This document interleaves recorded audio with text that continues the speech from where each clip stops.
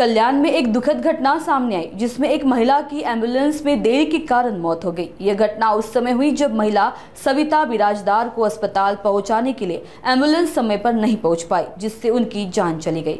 कल्याण में एक दुखद घटना में ऑटो रिक्शा पर पेड़ गिरने से ऑटो चालक और 2 यात्रियों की मौत हो गई। इस घटना से पूरे कल्याण क्षेत्र में शोक की लहर फैल गई। पूर्व पार्षद महेश गायकवाड़ और ऑटो रिक्शा एसोसिएशन के पदाधिकारियों ने मृतकों के परिवारों को तत्काल वित्तीय सहायता देने की मांग की है। महेश गायकवाड़ ने केडीएमसी से मृतकों के परिवारों को सहायता देने का अनुरोध किया और कहा कि प्रशासन को इस प्रकार की घटनाओं को रोकने के लिए स्वास्थ्य और आपातकालीन सेवाओं में सुधार की आवश्यकता है। आम्ही आज हर्षलजी गायकवाड यांची आम्ही भेट घेतली। रिक्षा युनियन आमचे कालापिला प्रणवदादा अध्यक्ष यांच्या मार्गदर्शनाखाली सर्व पदाधिकारी आणि रिक्षा चालक मालक असोसिएशनचे सगळे या ठिकाणी मोर्चा घेऊन आम्ही आलेलो आहोत। आम्ही या ठिकाणी उपायुक्तांना मागणी केलेली आहे की जे रिक्षा ड्रायव्हर त्या जे झाड पडून अपघाती झालेले जे रिक्षा ड्रायव्हर आहे आणि 2 पॅसेंजर आहेत, हे अतिशय हालाकीच्या परिस्थितीमध्ये जगत होते आणि आज त्यांचे मुलं-बाळ रस्त्यावरती आलेले आहेत। त्यांना लवकरात लवकर आपण त्यांचा मोबदला द्यावा, त्यांना मोठ्या प्रमाणात आर्थिक त्यांना सहाय्य करावं, ते जाहीर करावं।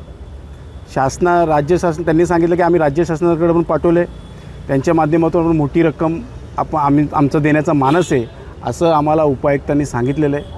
त्याचप्रमाणे रुक्मिणीबाई हॉस्पिटलमध्ये जी महिला मृत्यू पावली, त्या ताईंचा नवरा पण वारलेला आहे आणि त्या पण आज वारलेले ते पण आज हयात नाही आहेत। त्यांची 2 मुलं ही सुद्धा रस्त्यावरती आलेत, त्यांना सुद्धा मोबदला मिळाला पाहिजे। मला असं बोलायचं की महापालिकेला स्वतःच्या घरातले पैसे द्यायचे नाही आहेत। हे पैसे ही पैसे जी आहेत हे जनतेचे पैसे आहेत, जनताच्या करातले पैसे आहेत। तुम्ही टोकडे हात का घेता, हात का मागे घेता?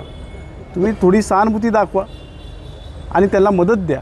मला वाटतं की येणाऱ्या काळामध्ये जर आपण मदत दिली नाही तर आमचं उग्र आंदोलन होईल, चक्काजाम आंदोलन होईल आणि ह्याला सगळ्यात जबाबदार महापालिका असेल।